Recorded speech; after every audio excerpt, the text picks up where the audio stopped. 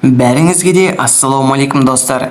Сіздермен мен Арсланбек. Достар, бүгін біз позвать друга дегенді білетін боламыз. Иә достар, бұл алмаздарды түсіру өте қиын. Ал егерде сізге түсіп кетсе, комментарияға жаза кетіңіз. Ал енді біз бастаймыз.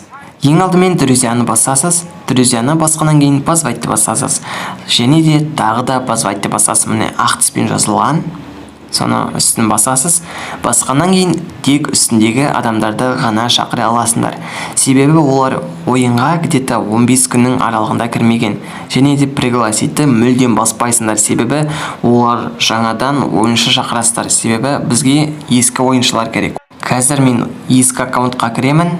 Міне қазір настройка басамын.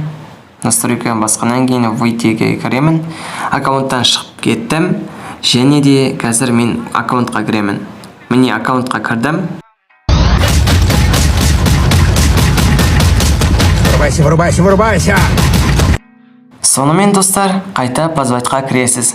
Позвайтқа кіргеннен кейін міне осындай болып тұрады. Осы аккаунт 20 күн кірмеген екен. Және де өз ID-іңізді жазасыз. Жазғаннан кейін подтвердить дегенді басасыз. Подтвердить шыққаннан кейін міне досыңызға да осындай береді.